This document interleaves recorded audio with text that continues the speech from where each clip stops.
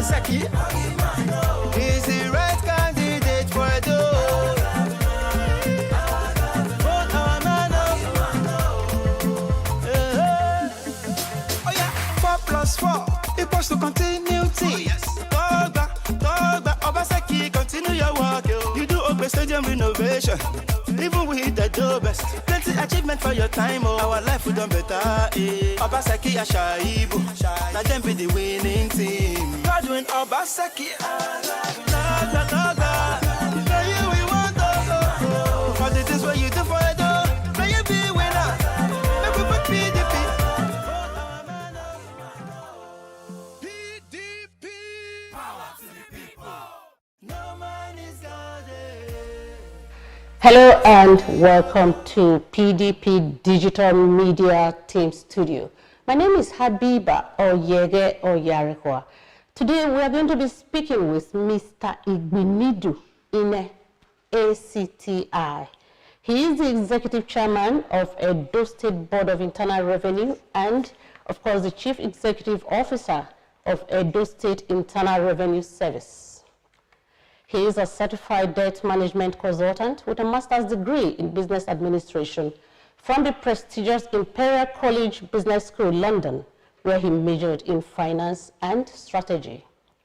He will be speaking to us today on how he evolved innovative technology-based administration scheme that transformed revenue collection in Edo State and, of course, increased her monthly profile while ensuring that government's money enters into the government's account. Mr. Inneh, you are welcome to the program. Thanks, Abiba, for having me this morning. Good morning. The ERAS system has been hailed to be a game changer in the revenue collection system in Edo State. Now, what are the key innovations in this particular system? Well, so that people understand what ERAS stands for, is the Edo Revenue Administration System. Okay. It's the birth child of the Edo State Internal Revenue Service.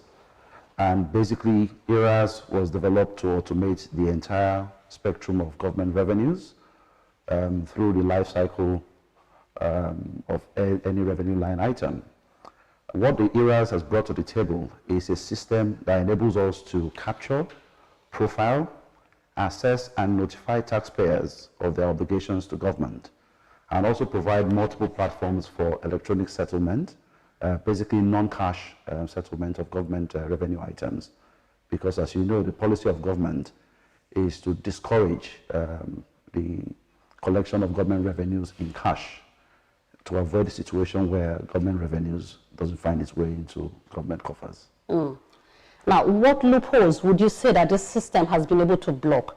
And how are you improving on the earlier concerns about the system? Okay, so let's look at it this way. When it comes to government revenues, one, there is the possibility that a taxpayer might not even be aware of the items they ought to pay for, and so they don't settle because they never got an assessment. Okay. So what ERAS does is that it enables us to capture, all of our taxpayers, though not all of them are in the net just yet, because as you know, data has always been a source of deficiency to government policies in our climb.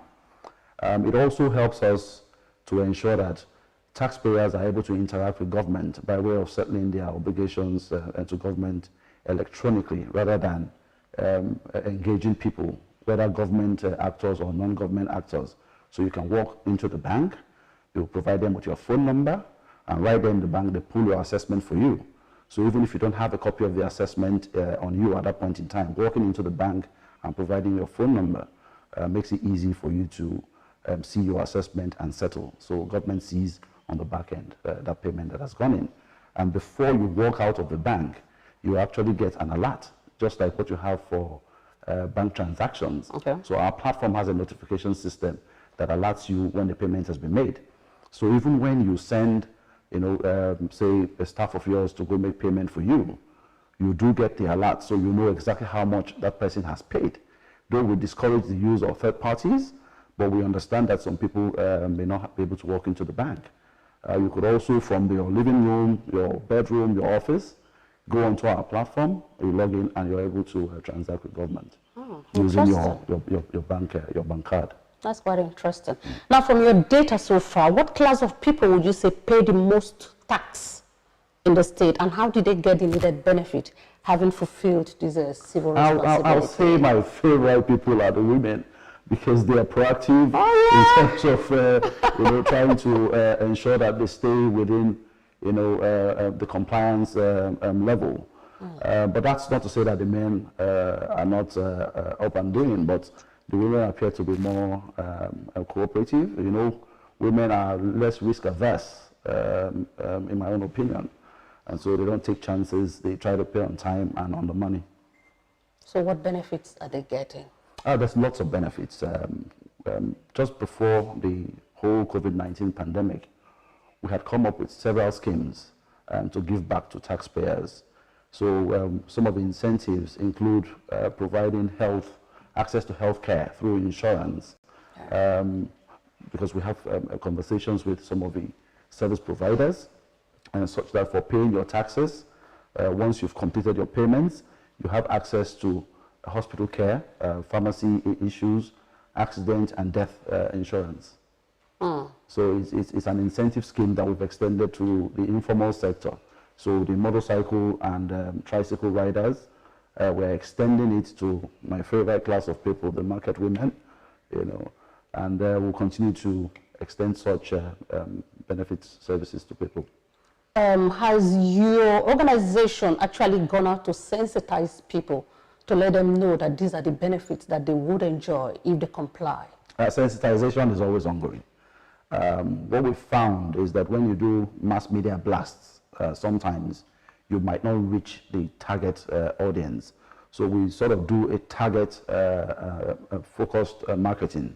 So if we're talking about bike riders and tricycle riders, they do have unions. We engage the unions, and through the unions we engage with their members. This is in addition to the radio, TV, jingles, and the newspaper adverts. What about the market women? How do you really engage them? They do have market associations. We were constantly talking to them, telling them what we are doing, telling them what government is doing, so they know the benefits, of the payments to government.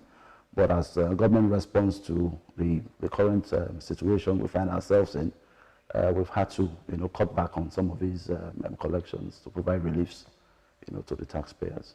But some people have said that there are some individuals that are actually not accessible, maybe because of their position in the society, so that when it comes to fulfilling this obligation of their tax payment to the government, you really cannot reach them. Now, how do you get across to these people?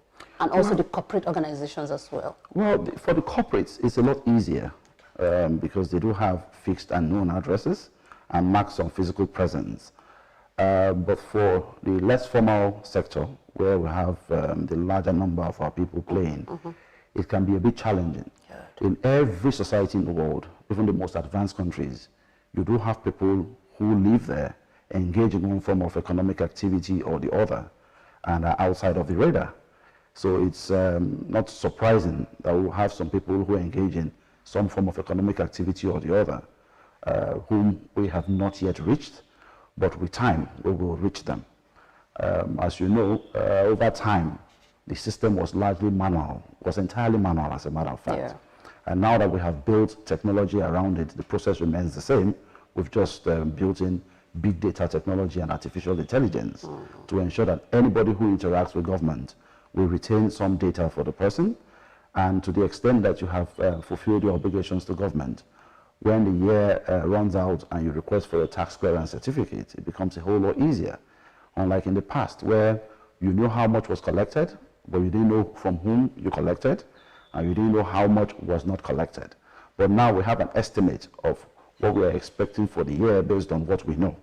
And so we can measure how well we are doing against those estimates. Now let's talk about the state's IGR figures. What does it look like, and how are these funds sourced? The numbers continue to grow.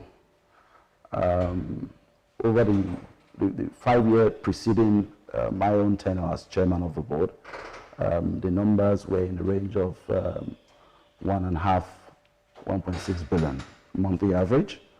That's for the 5 year period. But if you look at the numbers that we have achieved so far, we have grown those numbers to as much as 2 billion, 2.1 billion a month average. And despite the current economic situation we find ourselves as a result of COVID-19, we've been able to defend those numbers thanks to the citizens. And that's because if you look at our tax base today, about a year and a half ago, we had about 180,000 people in the tax net. But as of this morning on my way here, I looked at our platform on my mobile device. We have about 430,000 people in the net. And so when we say every little counts, so it's not about increasing the values that are attached to individual, what they pay, but expanding the horizontal. And once you expand the horizontal, which is the tax net, you will find that your revenues will go north. I like that. Well, if you're just joining us, we are transmitting live from the PDP Digital Media Studio. Please do not go away, stay with us.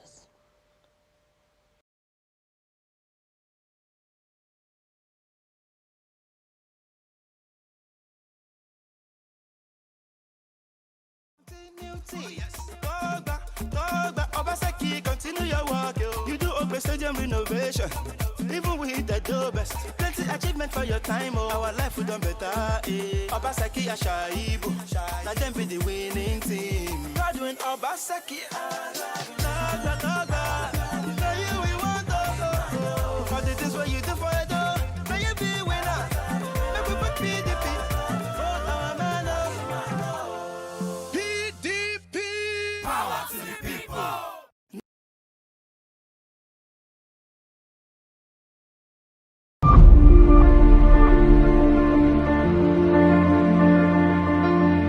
It's called Independent Farmers Initiative. It's an initiative of His Excellency, the Executive Governor of Edo State. He actually came up with this when the need to ensure food security was very pertinent. We discovered that with the way people are buying palliative food to give to the less privileged during this COVID-19, in no too long a time, we'll run out of all these our foods. So Mr. Governor sat down with his team and said, okay, what do we do to mitigate the effect of food shortage during and post COVID-19? So we came up with this initiative. Now, unlike the agripreneurial program that we got through CACS, which is actually commercialized agriculture, this one is a little bit different. This is a program whereby we go to farmers in their independent land. We sit with them, discuss with them, and see what really they want to do.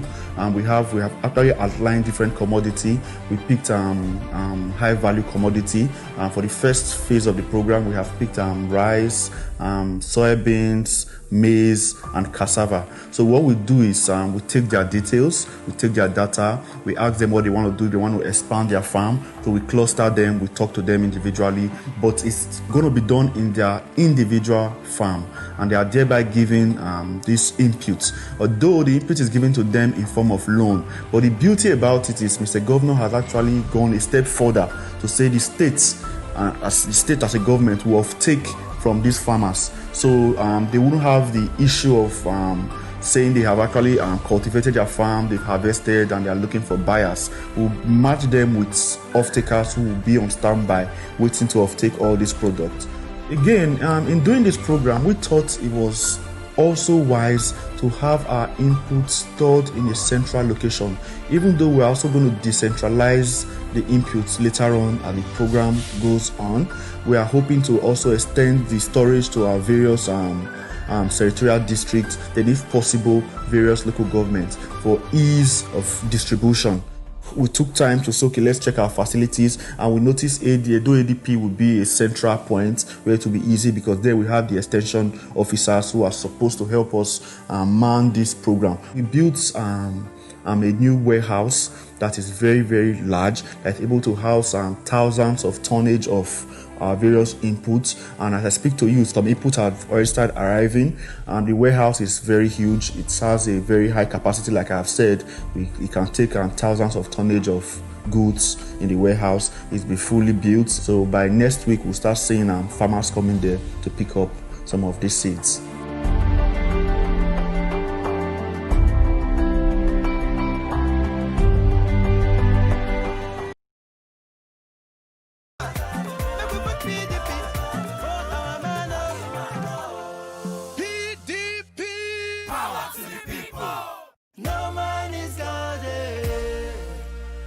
Obaseki, our governor, forward ever, backward never, let's go further together, Godwin Obaseki, Obaseki, is the right candidate for Edo. Vote on man, oh yeah, 4+4 equals to continuity. Oh yes. Dogba, Obaseki, continue. You're welcome back to the program. We're still chatting with Mr. Igbinidu Inneh, the Executive Chairman of Edo State Board of Internal Revenue and, of course, the CEO, Edo State Internal Revenue Service. So thank you so very much for being with us. Now, there are a number of projects that are primed to expand the state's economic base, such as the Osimo IPP and the Edo Modular Refinery. How will this impact on the state's IGR in the medium and long term? Well, it's quite interesting. Coincidentally, I was the head of the Public-Private Partnership Office at the time we negotiated and executed the power purchase agreement with Osimo Power. Oh, interesting. And one thing became very clear to us, which is why we got into that transaction. And that is that, first of all, the economy in Edo State, in Benin City particularly, was a daytime economy. Whereas there are quite a bit of activities that can be extended beyond, 6:30, 7 p.m. But because the city has been dark for a long time, the whole place is used to shutting down. And so to extend business life, it becomes necessary to bring in the basic ingredient, which is electricity and light. And that is where government has been headed. So what you then find is that the off-hour businesses that currently operate from where government is not able to generate, the accrued, taxes and levies and rates, and others, would now be better able to organize them and get them to remit to government on their economic activities. Because as you know, taxes are based on economic activities. And so essentially those projects will expand, not just the number of businesses, but extend the number of hours they operate on any business day. And of course, those that are the other end of the Osimo and the modular refinery, they are aware of what the government is really trying to do to ensure that. Absolutely. That's a significant amount of investment that's coming in. If you look at the Osimo Power project alone, that's over $100 million in investments, direct investments to Edo State. Jobs will be created when the projects are fully operational. Jobs are being created in the process of developing these projects. And so to the extent that we have, their contractors, also in the tax net, that has been part of, the success story in terms of growing our numbers in the last 3.5, 4 years. All right. Now let's look at the post-COVID-19 economy, which looks very gloomy. How does the government intend to wade through the murky waters in the coming months? For me, I always like to look at every situation and identify the opportunities that arise from such situations. I don't see any gloomy future post-COVID-19. I don't think COVID-19 is going to go away very soon. Just like any other virus, that has come in, we just have to learn to deal with it. However, there is quite a lot of opportunities because imports have slowed down. Exactly. And so, domestic production would naturally kick in. Over the weekend, I had a conversation with an owner of one of the major restaurants in Benin, and what she said to me was that she had challenges, sourcing chicken, which means the local supply chain, is not producing enough to match, the demand. And as we get into the coming months, it's going to further stretch, the supply chain thing. And so there will always be opportunity. And I think government has plans currently to engage with the financial services industry to provide access to MSME financing, which is the basic ingredient to grow the local entrepreneur. Entrepreneurship is not at big business level, it's at the small business level. Now, there's something running through my mind was, I'm trying to look at it really from the revenue side on how the government intends to raise revenue in the wake of Nigeria's economy, which a lot of us now feel that, you know, there is a lull already, and of course the revenue is very, very low. The flow is low. Yes. You see, I always like to describe this government, the government of Governor Obaseki, as being made up of tomorrow people. Tomorrow people are people who think about tomorrow's problem today and solve them today. We always looked at life in Nigeria beyond oil revenues. And so we have always focused as a government on how to ensure that the independent revenues of government continue to grow, to reduce our long-term addiction to oil revenues. So to curb that long-term addiction to oil revenues, we realize that for government to grow its own taxes, it's not just about expanding the tax base, but also about supporting the economic base to ensure that we are more of a commercially led economy as against the typical civil servant state. Which Edo has been known for. Absolutely. And so you find that on the scale, it's tilting a bit more towards a privately led commercial economy. So I mentioned earlier that we have about 430,000 people in the tax net. And I can tell you it's largely also attributable to the efforts of the government, one, at expanding our economy and growing the volume of activity per business. And then if you look at the government initiative to pull together the human resource, to support these businesses as they are established and to grow, which is the Edo jobs. So we feed directly off Edo jobs. Because people have benefited from the government significantly, a lot of them walk into our offices and tell us, we want to register, as taxpayers. Oftentimes because... You don't say. Oh yes. Oftentimes because we have a direct linkage with them. As they engage with these people, train them, get them into organizations, we get prompted, and so they automatically have a profile on the Edo Revenue Administration system. And so we basically just follow up to update their annual filings, so we have all their tax records, up to date. That's quite awesome. And I'm sure it's because also they know that there is an incentive for them if the need arises for them to tap from it. Absolutely. I mean, for such people, we don't have to ask the question, the chicken or the egg, which one came first, because they already got a benefit first from government. So they only see it as an opportunity now to give back to government. And they see what their taxes are being used for. And which one really came first, the chicken or the egg? Well, it depends on who's eating.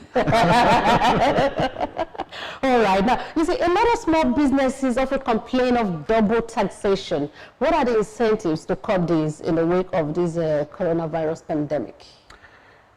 To a very large extent, that expression, double taxation, is a myth. Because the issue has been that people see every payment they make to government as tax. But revenues to government, which is why you don't say tax revenues, you say independent revenues of government. When you decompose, those figures, you have taxes, you have levies, you have rates, you have charges, you have fines, you have penalties. And I can tell you, if you ask the average man who has, contravened the law, and he slammed a fine, he goes to the bank to pay, he will tell you it is tax. When somebody pays a levy or a rate at local government level, they see it as tax. So we have continued to engage with our taxpayers so that they understand what it is that they are paying for. And thankfully, we now have technology that streamlines all of this into a single unified payment. We have a consolidated revenue code which is uploaded on our website and that of the state. So you can actually go on there and see what exactly you are paying for. But what we are now saying is, in one single payment, you can settle across the stream to eliminate multiplicity of collection. It is that multiplicity of collection that many times people refer to as double taxation. That's why I said it's a myth. I hope members or your members of staff are able to break it down to these people. Why? Because we are here and your answers are quite technical. I must say. so that these people who run small businesses, they need people that can really come to their level to break it down. I hope you have people that can do that. Habiba, I can assure you that you are underestimating, these people. It's a knowledge economy. And you find that a lot of these people are more enlightened than you think. However, but we shouldn't complain about the double taxation. Oh no, that was in the past. Not in Obaseki's. Not anymore. Oh no. Good.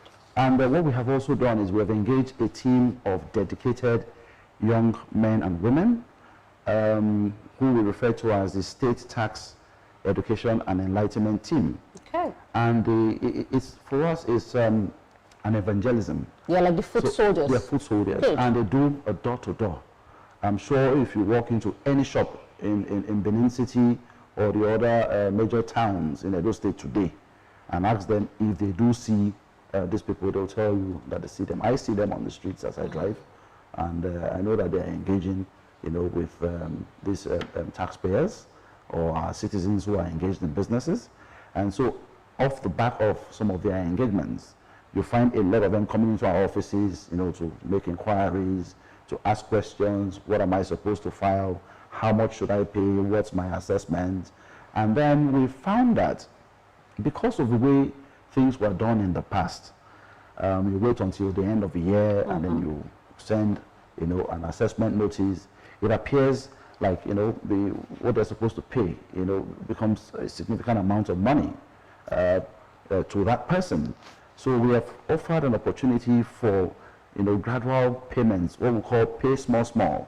So every month you make a payment on account. Because you have a profile on ERAS, the payment is recognized against your profile. So it's like maintaining a purse with government where you can put in, resources as you get them every week, every day, every month, whatever frequency and amount of which you wish to pay. And then at the end of the year, we match this against your assessment. Where you have more, it's a carryover. So you have some credit for the next year.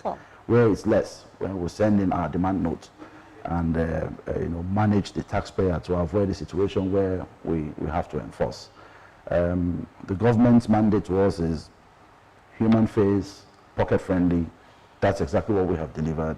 But where we have people who are in constant default, we don't have a choice but to go through the legal means to recover our government revenues.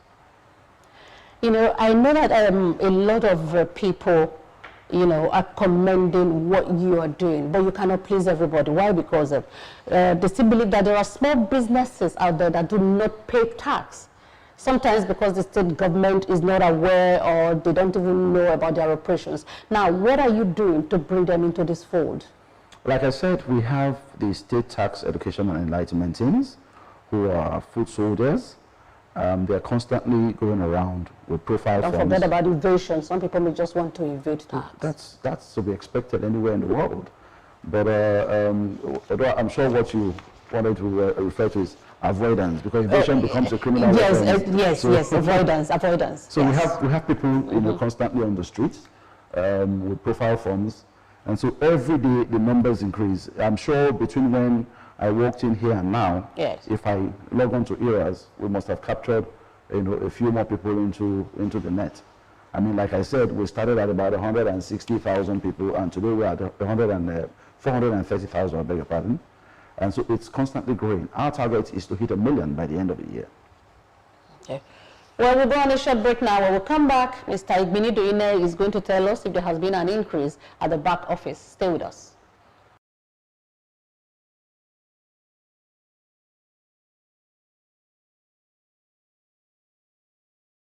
Obaseki, your governor, forward ever, backward never. Let's go further together. Godwin Obaseki,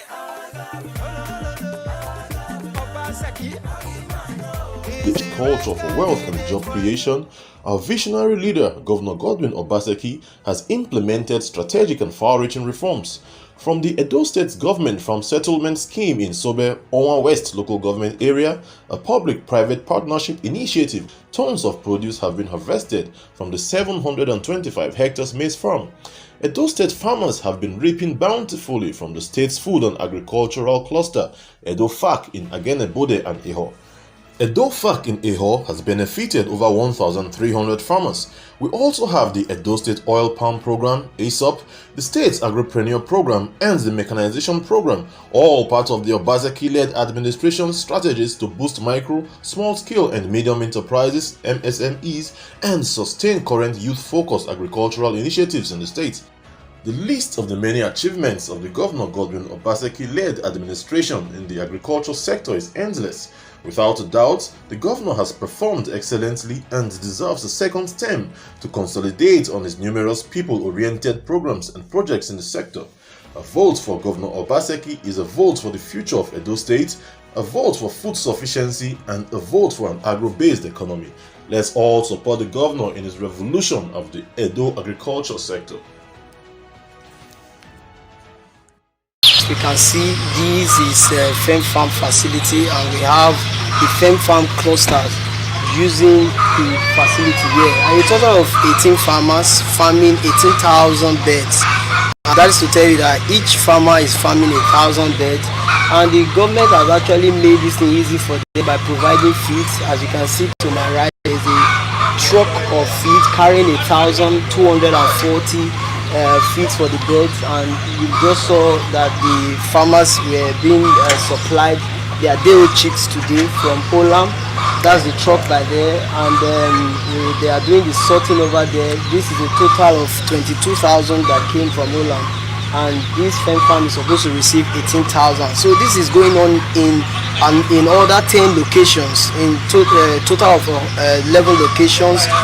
125,000 beds and the feeds as well. The state government, through the economics of production, through the SA, have been able to work it out how the farmers will have a productive farming season.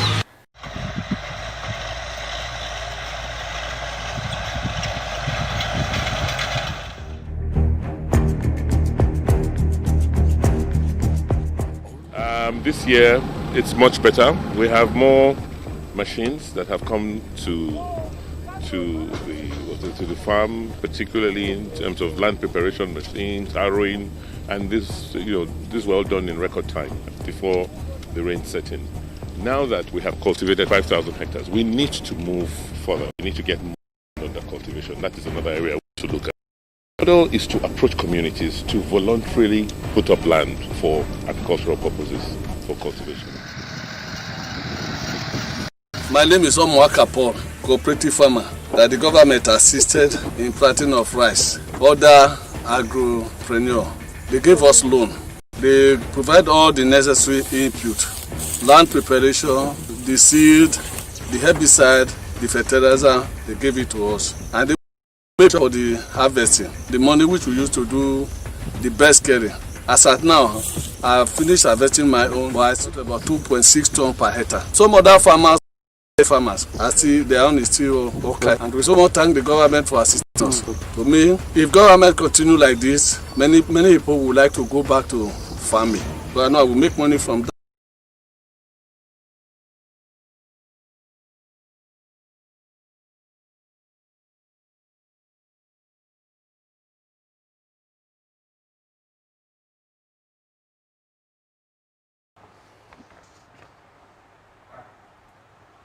Was live at the PDP Digital Media Team Studio.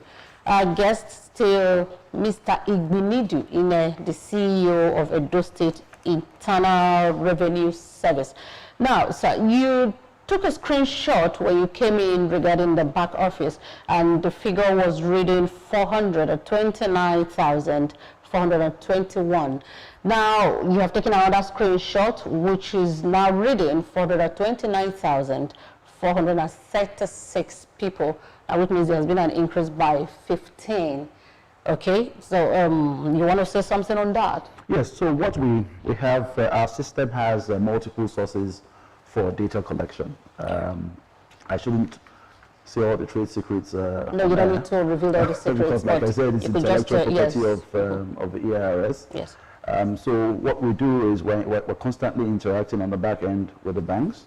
So as transactions happen in the bank, as it has to do with government, we then ensure that for that taxpayer who was coming to pay for one government service or the other, we create a profile for him, so we don't have to reinvent the wheel each time he comes, goes to the bank to transact, with government. We've been able to achieve this working with some of the leading technology service providers, in the country.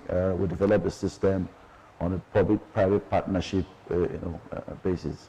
So it was basically funded, by our technology partners, and hopefully, as we get into the next few months, we'll be able to extend, our business relationship with them so they can recoup, their investments, okay.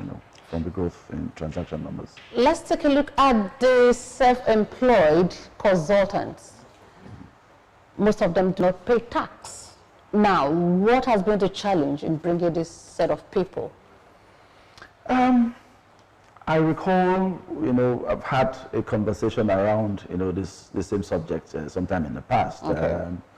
When we say self-employed consultants, are we talking about consultants who are engaged in economic activities, or people who say they are consultants and may not have any, those that are engaged in economic activities and the self-employed? Yes, the consultants provide their services to companies. Yes.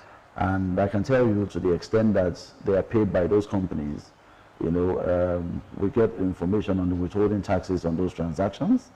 And so we're able to, go back to these consultants, to collect their personal income taxes. I don't think it's fair to consultants to say they don't pay taxes. They do. What about the self-employed who are not into consulting? Under the direct assessment, personal income tax administration, we do have them in. So the 429,000 and a fraction that you have there, yes, many of them, are already captured in there. That's to the extent that they engage in economic activities here in Edo State. In Edo State, yes, as a whole. The 3 senatorial districts. The 18 local governments. The 18 and local the governments. 192 wards. And the almost 3,000, smaller units. Okay.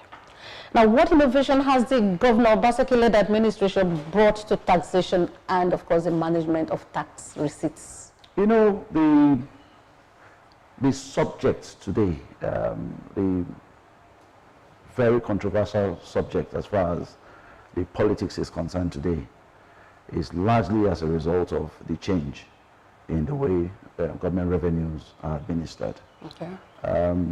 We had private actors, collecting government revenues prior to Mr. Obaseki coming into office as governor. Yeah.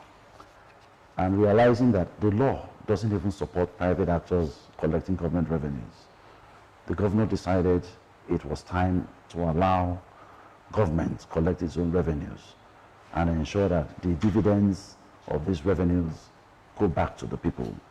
So that is one very clear innovation of this government. To say, look, we no longer want private actors collecting government revenues. We want government to collect its own revenues, but we don't want government actors collecting revenues in cash. And so the governor said to me when he appointed me as chairman, I haven't said you should go and change the process, but go and automate the process, because the process has its own, is given life by law. So what we have done is to basically give life to that process that is already enabled by law. And so the Edo Revenue Administration System just brought into play big data technology and artificial intelligence to ensure that we are able to, track government revenues at the point at which they are generated, right up to the point of settlement. And then, like you have in some other, more advanced clients, you have what you call tax summaries. Tax summaries are exactly how taxes are utilized to provide dividends to the people. And you can see it, in the results that this administration has been able to deliver. Are we talking about the civil service work environment? Look at the Secretariat complex. Are we talking about healthcare? Look at the Benin Specialist Hospital. Are we talking about power and infrastructure? Look at the Osoma project, the Benin refinery. Are we talking about agriculture? Look at what we have done with the agripreneurs, the grain multiplication and production initiative. Are we talking about water? Look at the Uboha water project. So you can see them, what it's being used for. So for once, people can actually say, this is what I have paid, and this is what government has utilized it for. And you can break it down sector by sector. So informally, we have already adopted that method of tax summaries so that we can show what we use government revenues, to provide for the people. Now, these are private actors that were previously collecting the monies, haven't taken it off their hands. Were you not able to, provide other source of employment for them? Were you able to capture them and bring them into the system? Like I mentioned earlier, the Nigerian system has been addicted to oil revenues. Yes. It's pretty much just the same way some of these people have been addicted to government revenues. A lot of times when you hear illegal collection of government revenue, it's actually robbery, not illegal collection of revenue. There's nothing revenue about robbery, all right? So what we did when we took these non-government actors out, we provided a platform for them to still engage with government. Beautiful. So for the purpose of financial inclusion, so that man who doesn't have an ATM card or who doesn't have a bank account can transact with government, we introduced the use of revenue scratch cards, just like your mobile telecoms recharge vouchers. Yeah. So we have cards that you can procure from independent dealers who procure these cards from government at a discount, or what we call a trade commission. So whatever discount or trade commission that has been made available is left for that investor who is investing in providing instruments for people to transact with government electronically. And there is a value chain. And so some of that commission will trickle down to those who are ready to work. But the gospel truth is that a lot of them, particularly some of the big names, are not willing to work for the money. They just want free money. Okay. And that is in the past. So you were able to capture most of them, the ones that were willing to work? Absolutely. Those that are sincere are working as agents for the scratch card dealers. They don't collect revenue. They sell instruments with which people can transact with government. And we'll have government collectors who go with mobile devices to consume the value, the face value on those revenue scratch cards. Okay. We've deployed in the control post space. We've used the same technology for local government collection, and you can see that the local government revenues grew from about 30 million for all the 18 local governments prior to 2017 to where we are today, monthly over 230 million.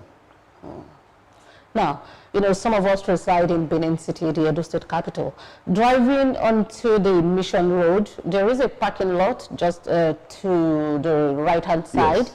Now, I don't know, whose idea was it? Because it's an automated parking lot. You go in there, they tell you the time you're coming in, and then you pay 200 for 1 hour or something. Now, tell me, whose dream was it? Well, the park was developed, and the governor gave us a mandate to ensure that it operates, like any other, modern parking lot anywhere in the world. Yeah. And because we had already developed the Edo Revenue Administration System, which is a suite of several solutions, we made a provision for MDA services, MDAs, ministries, departments, and agencies, so that every single ministry in the state today, we can deploy within a matter of seconds a solution that would ensure that their collections are automated.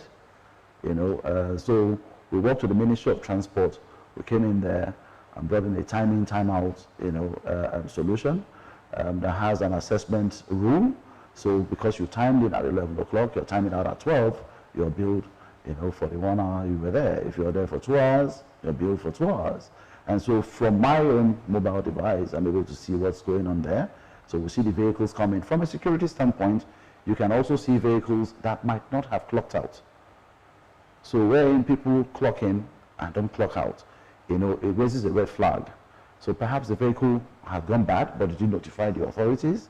So it helps, to manage, any form of security breaches that may occur. And it also helps to manage our time, because when you go into the market and you know that your time is counting, and you're going to pay more if you stay very long in the market, you want to hurry up and come back. So you free up space for somebody else, to park, and government gets more revenue. Now, in your own estimation, what does the average Edo taxpayer enjoy in the Governor Godwin Obaseki-led administration that wasn't obtainable in previous administrations? You see, government is a continuum, all right? Yes. And so any progressive society, government will always seek to improve on what they met. But like I mentioned earlier, one of the things that I see now that is more visible is, one, government is better able to account for the revenues that it gets. Government indeed gets more revenues. The governor and the entire team have been able to streamline the expenditure on the capital side, to ensure that we get more for less. So projects are, significantly cheaper at the same quality. On the operating expense side, we've been able to streamline so that we run on a thinner budget as cost of running government, which provides more resources for capital projects. And the taxpayer? Oh, of course, those are my darlings.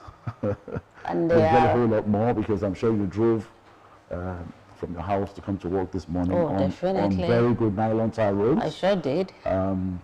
There's more access to healthcare. We have seen what has happened with education. The Edo Best project has really thrown to the light the fact that when you invest in your teachers, the output would increase, and when they have a higher output, that is higher input for the children, and therefore their future is better assured. So it's quite a lot. I can go on and on. All right. Welcome back. We are going to be taking the last message from Mr. Inneh. Stay with us.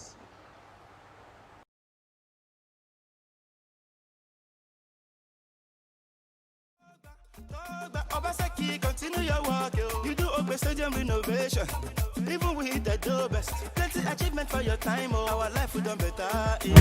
Let's pay our tax for greater Edo. The Edo State Internal Revenue Service hereby informs the general public, particularly taxpayers in the corporate and informal sectors, that the mode of tax payment remains cashless and can be made through the various payment channels by walking into any commercial bank, online web payment, the use of ATM card on POS, or purchasing the revenue scratch card. Remember to quote your RIN, RIN, or assessment reference number in all transactions. The EIRS has introduced the payment by installment method, Pay Small Small. With these payment patterns, taxpayers will enjoy a more convenient way of paying taxes, avoid paying in lump sum and unnecessary court wahala. Do note that tax clearance can only be issued after all outstanding tax liabilities are settled. For more information, visit www.eirs.gov.ng or call 0813-097-0146. This public announcement is from the Edo State Internal Revenue Service. Pay your tax, pay your tax.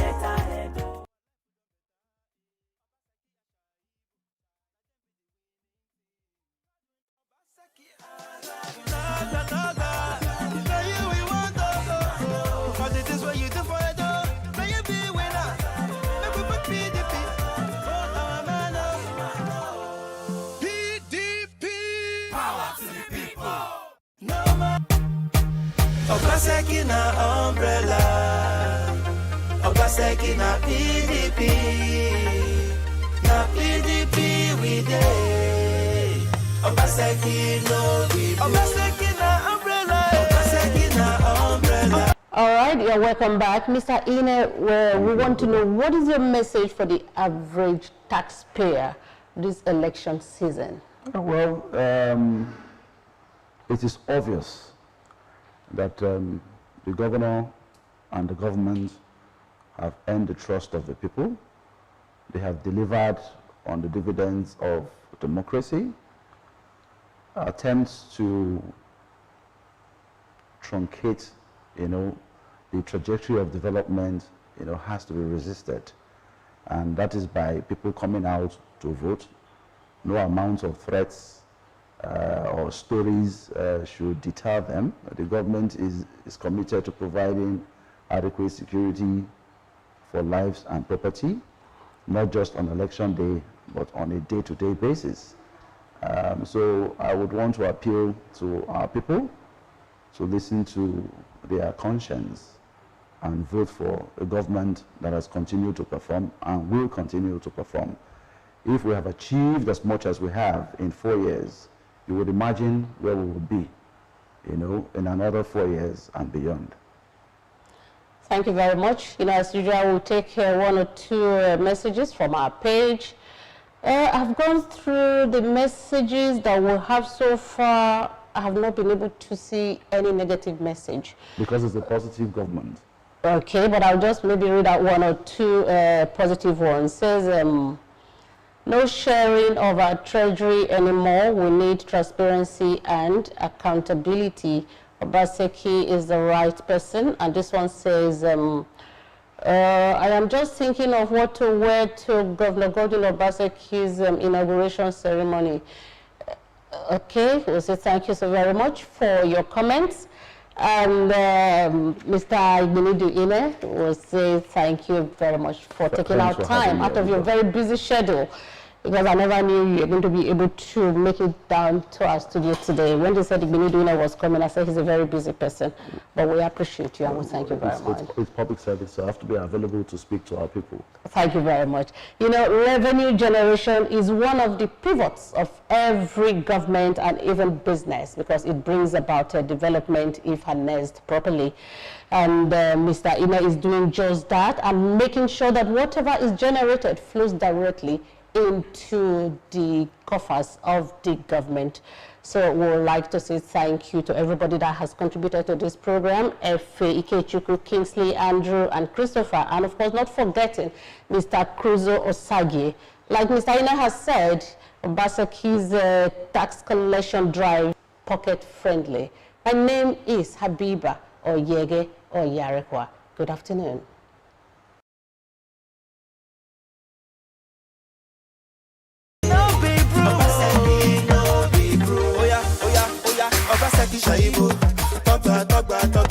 Them plenty achievements, yo. Like them bring Edo best.